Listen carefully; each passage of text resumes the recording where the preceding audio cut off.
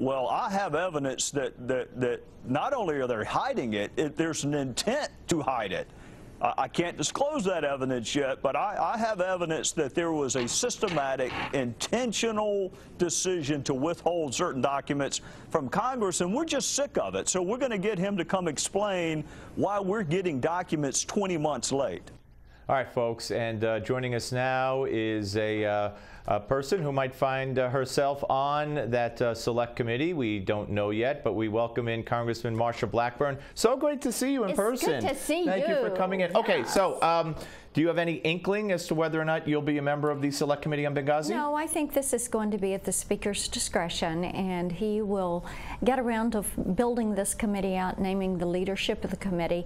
And you've got to look at the committees that have jurisdiction: Judiciary, Foreign Services, House Armed Services, and of course Oversight and Investigations. And then my committee, where I vice chair Energy and Commerce, it does not have a direct impact. Right. How about Trey Gowdy? A lot of people have speculated that he might be the chair, but you also have another name in the mix. You know, Trey could possibly be the chair. Ileana Ross-Lehtinen, who is chaired Foreign Affairs, could also be the chair. So we'll wait and see. The Speaker, I'm sure, is being very thoughtful as to how he moves forward with this. The good thing is we're finally doing the select committee. I was going to say, we've talked about it so many times. Were you surprised that he acquiesced? No, I'm not. I was not surprised. And here is the reason why. I think that Chairman Issa and Oversight and Investigations have done a great job building a body of evidence, subpoenaing, bringing forward, building that trove of information that is necessary. And the Ben Rose email last week, the interview, the Brett Baier interview, just leads you to see that they were using this and could possibly have used it for a political decision. And I've said, as I've said on your show before, you know, when we did the debt ceiling, I wanted to have the president go out and tell us what he was doing while Benghazi burned and 4 people lost their lives. Now we know he was not in the Situation Room. That's exactly right. And why was he not there, and what was he doing? That's a very good question. Adam Schiff, your colleague on the Democrat side, has said that Democrats should not participate in the select committee hearing as a form of protest. What's your reaction to that? I find that very sad that Adam Schiff or any of my colleagues across the aisle would want there not to be a full vetting of information that has been kept from Congress. We are charged constitutionally to oversee this government, and to not want to fulfill that obligation. Can you even imagine what would have happened if during Watergate Republicans had said, let's sweep it away, no, this is just a political action? We led the charge. It was Baker and my old former neighbor Fred Thompson who were out there leading on this investigation, and it was also a Republican that went to the president and said, Mr. President, you need to step down. How much is this going to hurt Hillary, do you believe? I think that it is going to have a direct impact on Hillary, and the reason being either she was a part or she delegated somebody to be a part of that decision making. Somebody gave a stay put order, somebody gave a stand down order.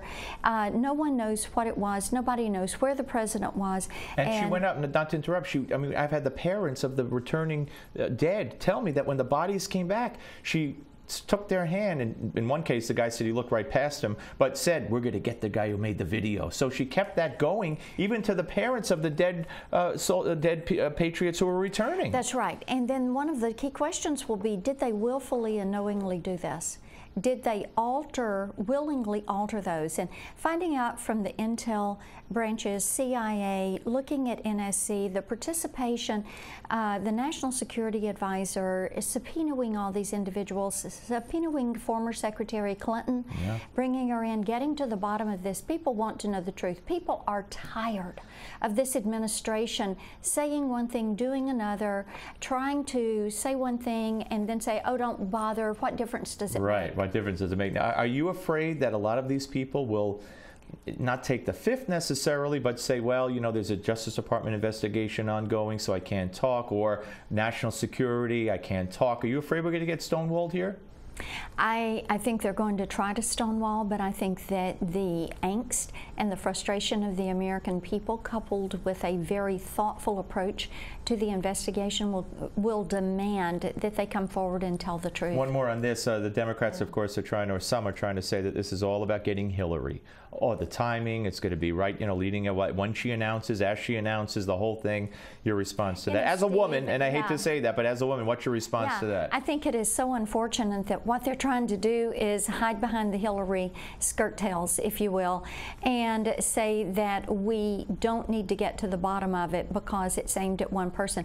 People want to know. I have a major military post in my district, Fort Campbell.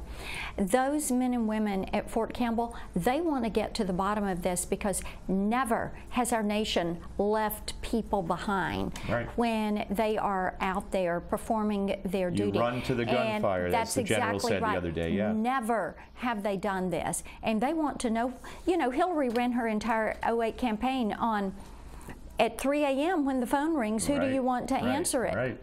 And I think that what this does is to roll that back and show that phone rang for Hillary Clinton, and look at what she did when that phone rang. Yeah, that's a very fair point. Congressman, let me ask you about another woman, maybe the most successful African-American woman in the history of the United States, professionally speaking, Condoleezza Rice, who was forced to, well, she wasn't forced to, but she chose to decline an invitation to speak at the commencement address at Rutgers University in New Jersey, a state-run university, by a handful of protesting students and 250 professors who didn't want her there. They called her a war criminal, etc. What's your response to her saying, I don't want to be the focal point, I'm backing out? Condoleezza Rice is the epitome of graciousness and elegant decorum, and I just salute her for being able to say, look, I'm going to back away from this.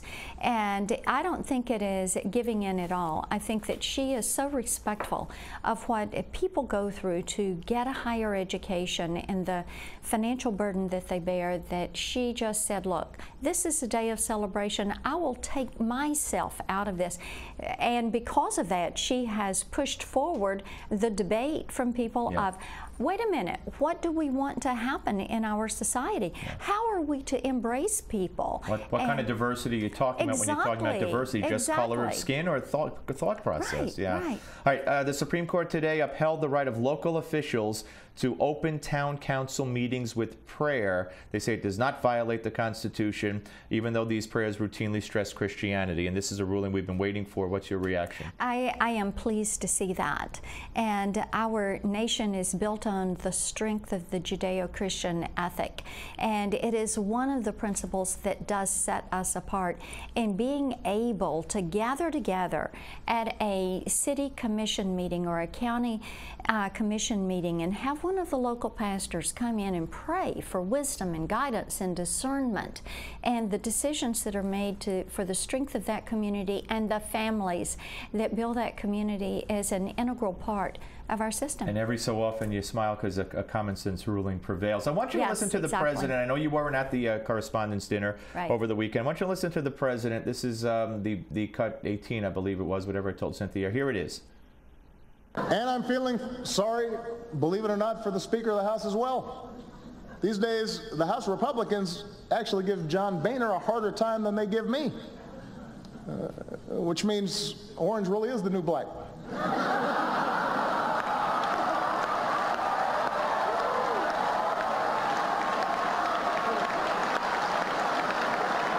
All right, your responses to me, I just thought it was inappropriate because it implies Republicans are racist, and that's why they give him a hard time. It is inappropriate. There are some things.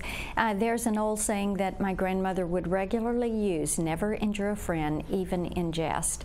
And I think some things are appropriate and some are not.